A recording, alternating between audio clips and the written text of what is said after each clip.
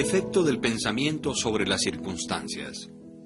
La mente de un hombre puede ser comparada a un jardín, la cual puede ser inteligentemente cultivada o dejarse que se desarrolle de una manera salvaje, pero ya sea que se cultive o se deje abandonada, de todos modos producirá frutos.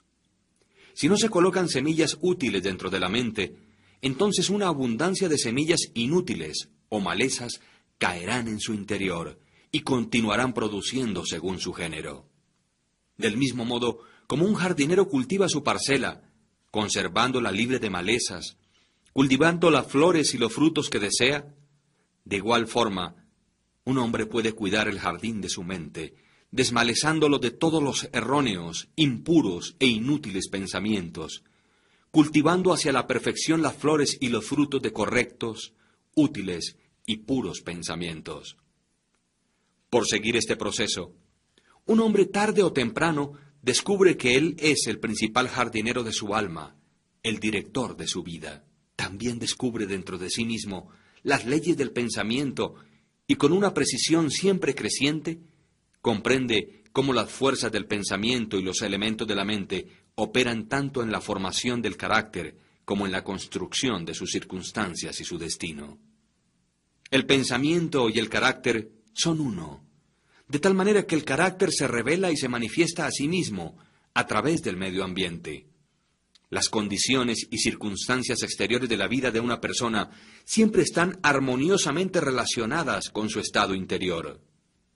Esto no significa que las circunstancias de un hombre en algún determinado tiempo sean una indicación de que ese sea su carácter total, sino que aquellas circunstancias están íntimamente conectadas con algún elemento vital de sus pensamientos, que tales circunstancias son indispensables para su desarrollo y crecimiento en aquel determinado periodo. Cada hombre está donde está de acuerdo a la ley que vive. Los pensamientos que ha incorporado en su carácter lo han traído allí, y en las circunstancias de su vida no existe el elemento de la casualidad, sino que todo es el resultado del sometimiento a tal ley, y eso no puede fallar. Esto es tan exacto y cierto con aquellos que sienten que están desarmonizados con sus alrededores como con quienes están felices o satisfechos con ellos. Como un ser progresivo y evolutivo, el hombre está donde está para que pueda aprender y crecer, y mientras aprende las lecciones espirituales que determinadas circunstancias contienen para él, éstas pasan y dan lugar a otras circunstancias. El hombre es abofeteado por las circunstancias, mientras crea que él es una criatura o el producto de condiciones externas. Pero cuando reconozca que tiene un poder creativo y que puede controlar el suelo y las semillas ocultas en su ser, fuera de las cuales las circunstancias crecen, entonces llega a ser el idóneo maestro de sí mismo. Las circunstancias son derivadas del pensamiento. Cada individuo que ha practicado el autocontrol y la autopurificación por algún espacio de tiempo lo sabe, porque habrá notado que la alteración en sus circunstancias ha sido directamente proporcional a la alteración que ha hecho en su condición mental. Tan cierto es esto, que cuando un hombre sinceramente se dedica a remediar los defectos de su carácter y hace un rápido y marcado progreso, atraviesa rápidamente a través de una sucesión de vicisitudes. El alma atrae aquello que secretamente abriga, aquello que ama y también lo que teme, alcanzando las alturas de sus acariciadas aspiraciones, o también cayendo en los niveles de sus deseos que no se han purificado. Y las circunstancias son los medios con los cuales el alma es recompensada recibiendo lo suyo. Cada semilla de pensamiento sembrada, o que se ha permitido caer dentro de la mente para que se enraice, allí produce lo suyo, floreciendo tarde o temprano en actos, llevando su propio fruto de oportunidad y circunstancia. Buenos pensamientos llevan buen fruto, malos pensamientos, malos frutos. El mundo interior del pensamiento esculpe al mundo exterior. Entonces, sus circunstancias y condiciones, sean placenteras o no, son factores que se establecen para el definitivo bien del individuo. El hombre, como el segador de su propia cosecha, aprende tanto por sufrimiento como por felicidad, siguiendo los más profundos deseos, aspiraciones y pensamientos con los que se permite a sí mismo ser dominado. Finalmente, llega a la formación de las condiciones externas de su vida, siguiendo su voluntad o los susurros de impuras imaginaciones, o por constantemente recorrer los caminos de fuertes y elevados esfuerzos. Las leyes de la evolución y del ajuste prevalecen en todas partes. Un hombre no llega a una casa de asistencia para indigentes o a la cárcel por la tiranía del destino o las circunstancias, sino por el sendero de pensamientos rastreros y deseos bajos. Tampoco un hombre de mente pura cae repentinamente en el crimen por la tensión nerviosa o por alguna mera fuerza externa. El pensamiento criminal había sido largamente promovido en el corazón y en la hora de la oportunidad reveló su poder acumulado. Las circunstancias no hacen al hombre, solo lo revelan. No existen tales condiciones como el descenso hacia el vicio y los sufrimientos que vienen con él, apartadas de inclinaciones viciosas, o el ascenso a la virtud y su pura felicidad, sin el continuo cultivo de aspiraciones virtuosas. El hombre, como el amo y señor de sus pensamientos, es el arquitecto de sí mismo, el escultor y autor de su medio ambiente. Aún al nacer, el alma se allega a lo suyo, y a través de cada paso en su terrenal peregrinaje, atrae aquellas combinaciones de condiciones que la revelan a sí misma, reflejando su propia pureza o impureza, su fortaleza o su debilidad. Los hombres no atraen lo que desean, sino lo que son. Sus caprichos, ilusiones y ambiciones son frustrados en cada paso. No obstante, sus más profundos pensamientos y deseos son nutridos con su propio alimento, ya sean sucios o limpios. La divinidad que esculpe nuestros fines está en nosotros mismos, está en nuestro propio ser. El hombre se esposa a sí mismo. El pensamiento y la acción son los carceleros del destino. Encarcelan si son bajos o ruines. También son ángeles de la libertad, liberando si son nobles. No por aquello que el hombre ora y desea, eso obtiene, sino por aquello que justamente gana. Sus deseos y oraciones únicamente son concedidas y contestadas cuando ellas armonizan con sus pensamientos y acciones. A la luz de esta verdad, ¿qué es entonces el significado de luchar contra las circunstancias? Esto significa que un hombre está continuamente sublevándose contra un efecto externo, mientras que al mismo tiempo está nutriendo y preservando la causa en su corazón. Aquella causa puede tomar la forma de un vicio consciente o de una debilidad inconsciente. Pero cualquiera que ésta sea, de una forma testaruda retarda los esfuerzos de su poseedor y así clama en voz alta por su remedio. Los hombres están muy ansiosos de mejorar la calidad de sus vidas, sus circunstancias y condiciones, pero no lo están tanto de mejorarse a sí mismos, por lo tanto permanecen limitados e impedidos. El hombre que no se acobarda, aquel que no retrocede ni evita la autocrucifixión cuando tiene que crucificar sus pasiones, nunca fracasará en realizar el objetivo sobre el cual encamina su corazón. Esto es tan cierto en las cosas terrenales como en las celestiales. Aún el hombre cuyo solo objetivo es adquirir riquezas debe estar preparado para hacer grandes sacrificios personales antes de que pueda realizar su objetivo. Y ¿cuánto más lo será entonces para aquel que quisiere tener y desarrollar una vida fuerte y equilibrada? Existe el ejemplo de un hombre que está asombrosamente pobre. En sumo grado está ansioso de que su medio ambiente y las comodidades de su casa se mejoren. Sin embargo, todo el tiempo evita su trabajo y considera que está justificado en engañar a su empleador basado en la insuficiencia de su salario. Tal hombre no comprende los más simples rudimentos de aquellos principios que son la base de la verdadera prosperidad, y no únicamente está totalmente incapacitado para levantarse por encima de su miseria, sino que realmente está atrayendo hacia sí mismo una desgracia todavía más profunda, al vivir con pensamientos impropios de un ser varonil, al estar actuando fuera de lugar, indolentemente y con engaño.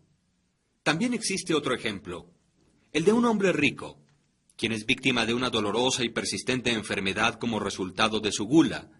Está deseoso de dar grandes sumas de dinero para erradicarla, pero no sacrifica sus deseos glotones. Desea satisfacer su gusto con ricas viandas que no son naturales y quiere también simultáneamente conservar su salud. Tal hombre es incapaz de tener buena salud porque aún no ha aprendido los primeros principios de una vida saludable. Deseo dar otro ejemplo, y es el caso de un empresario que genera empleo, quien adopta medidas torcidas para evitar pagar salarios justos con la esperanza de obtener mayores utilidades, reduciendo los salarios de sus empleados. Tal hombre está incapacitado para la prosperidad, y cuando se encuentre a sí mismo en la bancarrota, considerando a la vez su reputación y sus riquezas, culpará a las circunstancias, no sabiendo que ha sido el único autor de su condición. He introducido estos 3 casos solamente, como ilustración de la verdad de que el hombre es el causante de sus circunstancias, aunque casi todo el tiempo lo hace de una manera inconsciente, y que mientras le esté apuntando a un buen fin, está continuamente frustrando sus logros por fomentar pensamientos y deseos que pueden desarmonizar con aquel propósito. Tales casos podrían ser variados y multiplicados casi indefinidamente, pero esto no es necesario. Mientras el lector resuelve trazar la acción de las leyes del pensamiento en su propia mente y en su vida, y hasta que esto sea hecho, factores externos, solos o aislados, no sirven como un fundamento de razonamiento. Las circunstancias, de todas maneras, son tan complicadas, los pensamientos son tan profundamente enraizados y las condiciones de felicidad varían tanto con los seres humanos, que la condición total del alma de un individuo, aunque ésta pueda ser conocida por él mismo, no puede ser juzgada por otro únicamente desde los aspectos externos de su vida. Un hombre puede ser honesto en ciertas direcciones y aún padecer privaciones, o puede ser deshonesto en ciertas direcciones y sin embargo puede adquirir riquezas, pero la conclusión a la que se llega usualmente de que uno fracasa por causa de su peculiar honestidad y de que el otro prospera por causa de su particular deshonestidad, es el resultado de un juicio superficial, ya que se asume que el hombre deshonesto es casi totalmente corrupto y que el hombre honesto es casi totalmente virtuoso. Pero a la luz de un más profundo conocimiento y una más amplia experiencia, tal juicio se encuentra que está incorrecto. El hombre deshonesto puede tener algunas virtudes admirables que el honesto no posee, y quizás los vicios repugnantes del hombre honesto están ausentes en el hombre deshonesto. El hombre honesto cosecha los buenos resultados de sus pensamientos y actos honestos, pero también atrae sobre sí mismo los sufrimientos que sus vicios le producen. El hombre deshonesto igualmente cosecha sus propios sufrimientos o felicidad. Es complaciente a la vanidad humana creer que alguien sufre por causa de su virtud, pero no hasta que un hombre haya extirpado cada enfermizo, amargo e impuro pensamiento de su mente y lavado cada mancha pecaminosa de su alma, puede estar en una posición de saber y declarar con certeza que sus sufrimientos son el resultado de sus buenas y no de sus malas cualidades, y sobre la vía que aún es muy larga, antes de que haya alcanzado la suprema perfección, hallará que en su mente y en su vida ha estado actuando la gran ley que es absolutamente justa, aquella que no puede por lo tanto dar bien por mal o mal por bien. Poseído de tal conocimiento, entonces reconocerá y sabrá al mirar hacia atrás sobre su ignorancia y ceguera pasadas, que su vida es y siempre fue justamente ordenada u organizada, y que todas las experiencias de su pasado, ya hubiesen sido buenas o malas, fueron el justo resultado de su evolucionado o no desarrollado ser. Los buenos pensamientos y las buenas acciones nunca pueden producir malos resultados. Los malos pensamientos y los malos actos nunca pueden producir buenos resultados. Es igual a decir que nada puede provenir del maíz sino del maíz, y que nada proviene de las ortigas sino lo que ha sido de las ortigas. Los hombres entienden esta ley en el mundo natural y trabajan con ello, pero pocos lo comprenden en el mundo mental y moral, aunque su operación allí es tan exacta como simple y constante, y por no entenderlo, no cooperan con ello. El sufrimiento es siempre el efecto de pensar erróneamente en algún sentido, o en otras palabras, es una indicación de que el individuo está desarmonizado consigo mismo, con su ser y con la ley. El propósito exclusivo del sufrimiento es purificar, quemar o consumir todo aquello que es inútil e impuro. El sufrimiento termina para aquel que es puro. No debe existir ningún objetivo en seguir refinando y quemando el oro después de que sus escorias le hayan sido removidas. Del mismo modo, un ser puro e iluminado perfectamente no debería sufrir. Las circunstancias que un hombre enfrenta con el sufrimiento son el resultado de su propia desarmonía mental, y las circunstancias que encuentra y que se hallan relacionadas con felicidad son el exacto resultado de su propia armonía mental. La felicidad, no las posesiones materiales, es la indicadora de que se piensa correctamente. La infelicidad, no la carencia de posesiones materiales, señala que se está pensando erróneamente. Un hombre puede ser rico y a la vez ser maldito, o puede ser pobre y al mismo tiempo ser bendito. La felicidad y las riquezas únicamente se unen cuando las riquezas son correctas y sabiamente utilizadas, y el hombre pobre únicamente desciende hacia la miseria o hacia la infelicidad cuando considera que su porción de pobreza es una carga injustamente impuesta. La indigencia y el desenfreno son los dos extremos de la infelicidad o la miseria. A la vez son igualmente anormales y son el resultado de desórdenes mentales. Un hombre no está correctamente acondicionado hasta que sea un ser feliz, saludable y próspero.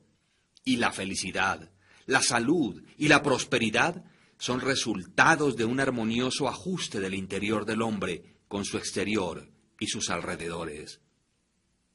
Un hombre únicamente empieza a ser hombre cuando cesa de quejarse, cuando deja de injuriar, culpar o insultar a los demás, y comienza a investigar por la oculta justicia que está regulando su vida. Y mientras ajuste su mente a aquel factor regulante, cesa de acusar a otros como los causantes de su condición. Si se edifica con nobles y fuertes pensamientos, no solamente cesa de patear contra las circunstancias, sino que también empieza a usarlas como ayudas para un progreso más rápido y como un medio de descubrir poderes ocultos y posibilidades que yacen dentro de él mismo. Ley, no confusión, es el dominante principio en el universo. Justicia, no injusticia, es el corazón y la sustancia de la vida. Y la rectitud, no la corrupción, es la fuerza motriz y moldeante en el gobierno del mundo espiritual. Siendo esto así, el hombre no tiene sino que rectificarse o enderezarse a sí mismo para hallar que el universo está correcto. Y durante el proceso de enderezarse o perfeccionarse, encontrará que mientras altere sus pensamientos y su forma de pensar hacia las cosas y las personas y las personas se alterarán hacia él.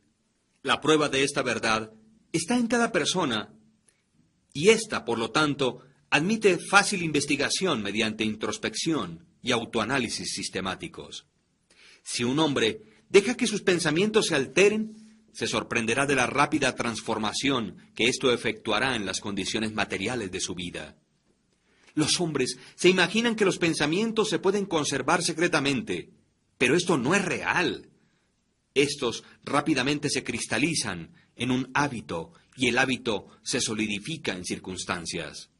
Pensamientos bestiales se cristalizan en hábitos de embriaguez y sensualidad, y estos a la vez se solidifican en circunstancias de indigencia, enfermedad y miseria. Pensamientos impuros de toda clase se cristalizan en deprimentes y confusos hábitos, solidificándose en circunstancias distraídas y adversas.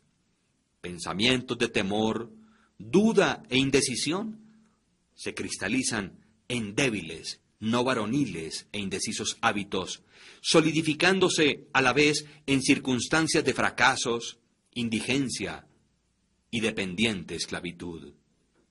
Pensamientos perezosos se cristalizan en hábitos de suciedad y deshonestidad, solidificándose en circunstancias de vileza y mendicidad.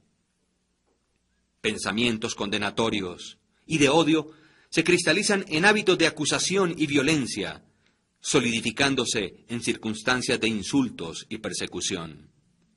Pensamientos egoístas de todas las clases se cristalizan en hábitos egoístas, que al mismo tiempo se solidifican en circunstancias que son generalmente angustiantes y aflictivas. Por el contrario, pensamientos hermosos de todas las clases se cristalizan en hábitos de gracia y bondad, solidificándose en geniales y alegres circunstancias. Pensamientos puros se cristalizan en hábitos de moderación y autocontrol, solidificándose en circunstancias de reposo y paz. Pensamientos valerosos, autosuficientes y decisivos se cristalizan en varoniles hábitos, solidificándose en circunstancias de éxito, libertad y abundancia. Pensamientos enérgicos se cristalizan en hábitos de limpieza e industriosidad, solidificándose a la vez en circunstancias de agrado y simpatía. Bondadosos e indulgentes pensamientos se cristalizan en hábitos de bondad, solidificándose en protectivas y preservativas circunstancias. Pensamientos generosos y amorosos se cristalizan en hábitos de autoolvido por otros, solidificándose en circunstancias de segura y duradera prosperidad, como también de verdaderas riquezas. Un particular tren de pensamientos en los que se persiste, ya sean buenos o malos, no fracasa en producir resultados que estén de acuerdo a ellos, impactando el carácter y las circunstancias. Un hombre no puede directamente escoger sus circunstancias, pero sí puede seleccionar sus pensamientos y de esta manera, indirecta y segura, escoge y esculpe sus circunstancias.